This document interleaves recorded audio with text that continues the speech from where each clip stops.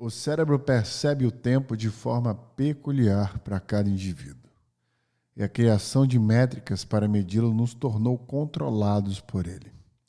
E se a gente parar para pensar, a intenção, na verdade, era de nos colocarmos em uma posição de influenciadores, de como deveríamos utilizar nosso tempo.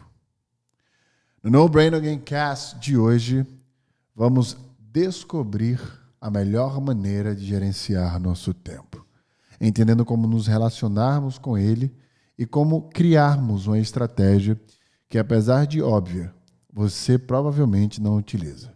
Porque o óbvio, assim como a falta de tempo, não existe.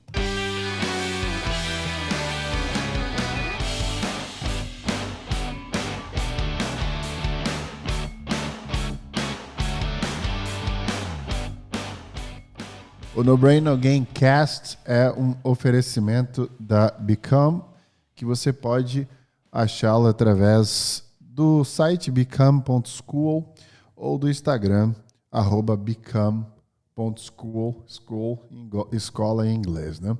E lá você vai ver o EduTech com diversos cursos executivos para você ressignificar a sua relação com o trabalho. Portanto, hoje a gente vai falar dessa relação com o tempo. Eu vou trazer diversos outros podcasts que eu já gravei com temas que vão nos ajudar a construir um pensamento em conjunto. Então a gente vai navegar muito nas suas memórias, aí relembrar muita coisa que eu já falei nesses 127 últimos episódios, sendo este agora o 128º episódio. Primeiro eu queria contar algumas histórias, né? Eu lembro quando eu trabalhava no Facebook, que eu comecei a perceber essas coisas, hoje Meta, né?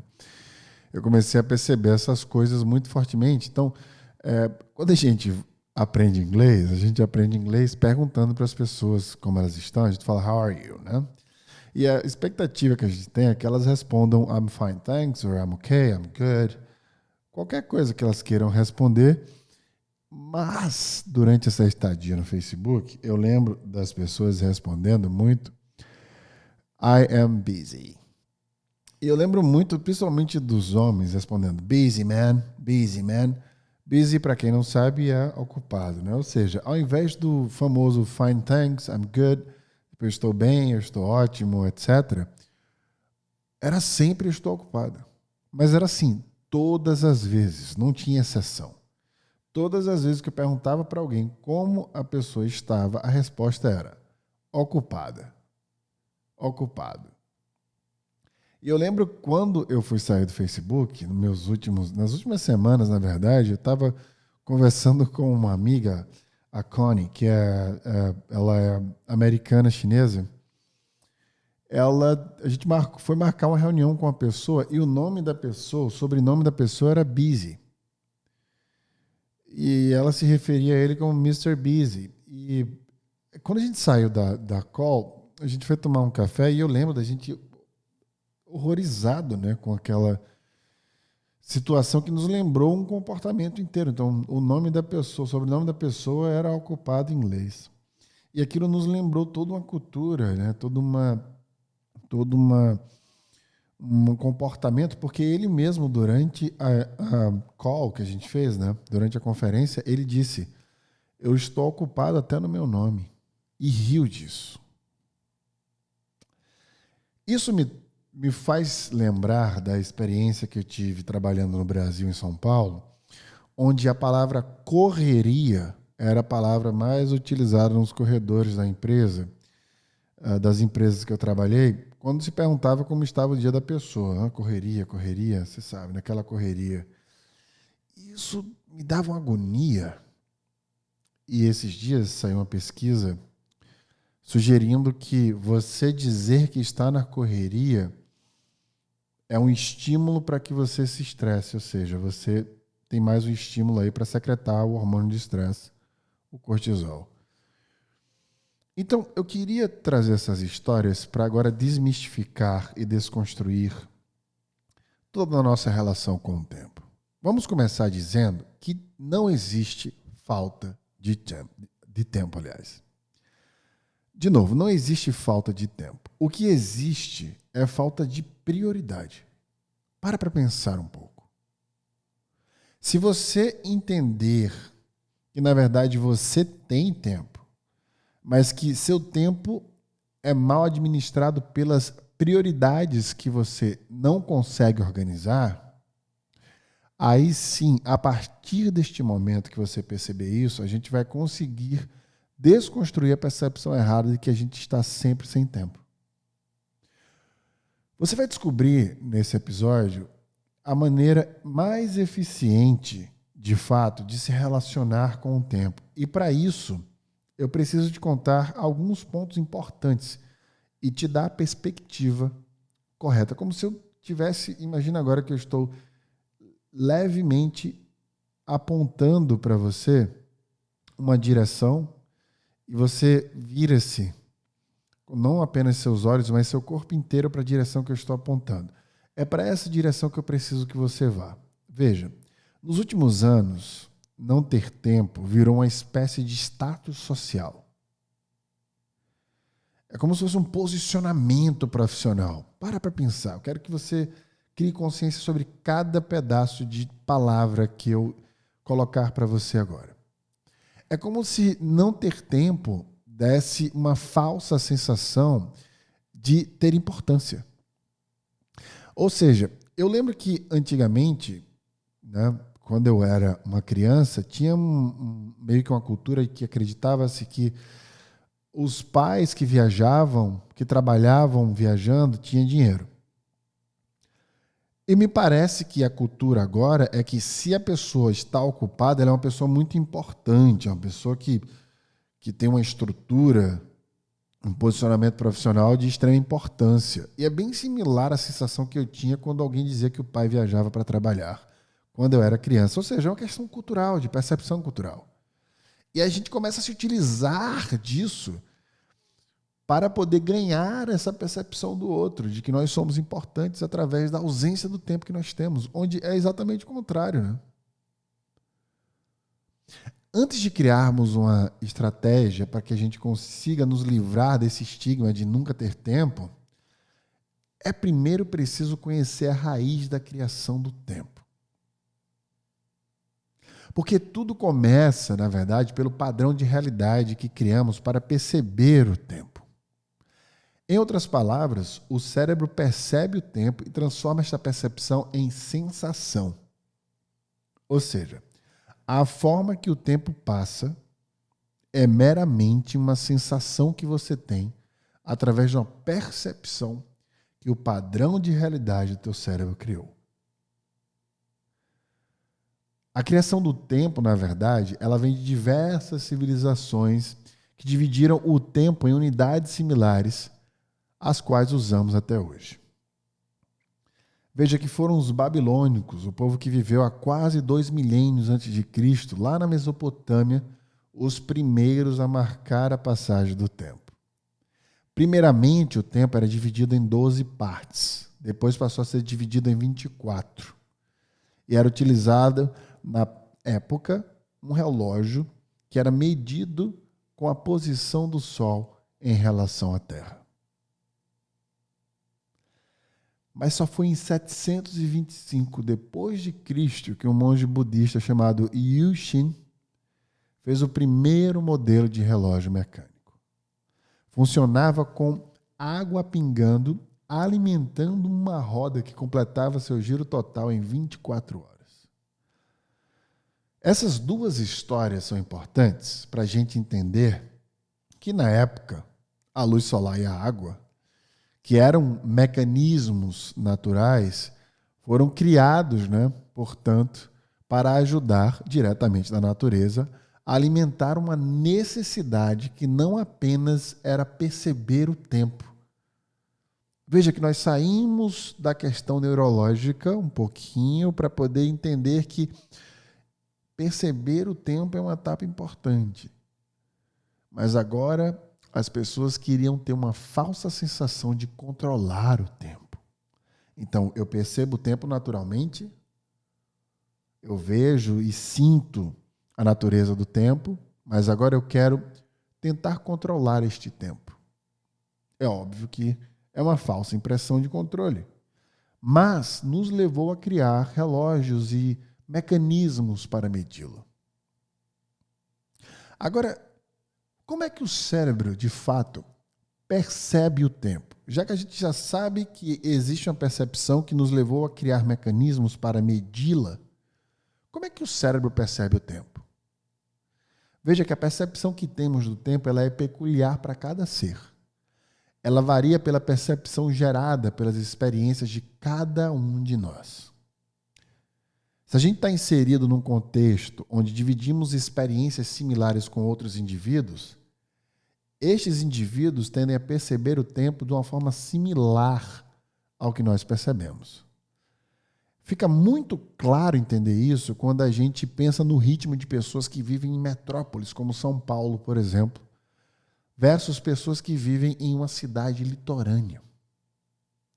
Essa correria, essa velocidade na fala, ou essa tranquilidade em fazer as coisas, tem a ver com a similaridade da percepção do tempo das pessoas ao nosso redor. Agora, uma grande pergunta que a gente precisa resolver aqui é: por que queremos sempre parecer ocupados? Da onde vem essa necessidade? Veja, o medo de não fazer nada surge por termos vergonha de sermos julgados enquanto mamíferos. Eu sempre falo isso aqui. É sempre uma base genética. Uma vez que vivemos em bando, a gente precisa da aprovação social. Portanto, não necessariamente a gente se sinta culpado por estarmos fazendo algo. Não é isso. Aliás, por não estarmos fazendo algo. Não existe necessariamente um sentimento de culpa por estar parado. Na verdade, o sentimento é de vergonha. Vergonha do que as outras pessoas possam achar da gente, caso pergunte ou nos flagrem de forma livre. De uma forma livre, aliás, sem estar fazendo nada. Eu já falei em outros podcasts aqui sobre a culpa e a vergonha serem mecanismos, inclusive, de sobrevivência, desenhados pela nossa fisiologia, para nos proteger, proteger a nossa reputação, proteger as pessoas que amamos. Mas, neste sentido, é preciso desmistificar que essa culpa que você acha que sente não existe. O que existe é uma vergonha social. É por isso que, no próprio episódio, eu falei que a gente precisa desmistificar o fazer nada, porque fazer nada num mundo que precisa de saúde mental é fazer alguma coisa, como eu falei anteriormente. Então, tornar isso popular, de que vocês precisam de um intervalo, que precisa ficar sem fazer nada, é extremamente importante. Inclusive, pesquisas na Noruega, como eu já falei, apontaram que 7,5% da população é workaholic. E veja como eles, mais uma vez relembrando, modificaram o que é ser de fato workaholic baseado no trabalho. Deixa, portanto, de ser trabalho, você ir para o trabalho, trabalhar naquele espaço e voltar para casa. Trabalho, hoje em dia, passa a ser qualquer pensamento, qualquer esforço cognitivo que você tenha, em detrimento de uma atividade remunerada. Ou seja, quando você sai do seu trabalho, se você continua pensando no seu trabalho na hora do jantar, fala para alguém sobre o seu trabalho, ou manda mensagem, ou tenta organizar a agenda para o próximo dia, você está, para o seu cérebro, trabalhando. Agora, como é que a gente se relaciona melhor com o tempo? Existe uma resposta bem objetiva do melhor mecanismo para que a gente possa gerir o tempo. A melhor forma de você gerir melhor seu tempo é reaprendendo a priorizar. Foi uma citação feita por Eisenhower que diz: tenho 2 tipos de problemas, o urgente e o importante. Os urgentes não são importantes e os importantes nunca são urgentes. Que inspirou Stephen Covey. Ele criou uma matriz que está no livro Os 7 Hábitos das Pessoas Altamente Eficazes. Essa matriz ganhou um nome e ficou conhecida como Matriz de Eisenhower, por conta justamente da inspiração que o Stephen teve. Veja que essa matriz é basicamente um plano de ação para nos ajudar a tomar decisões para priorizarmos melhor o que é mais importante. Então agora a gente entra na parte mais importante da percepção do tempo. Uma estratégia para justamente conseguir geri-lo melhor. Essa matriz de Eisenhower, ela traz uma consciência muito grande sobre as atividades que podem ser executadas dentro do tempo que temos durante determinado período. Ela faz com que a gente tenha esse sentimento de fuga da relação, de enfiarmos basicamente o máximo que pudermos fazer dentro de algumas horas, que é o que a maioria de nós fazemos todos os dias.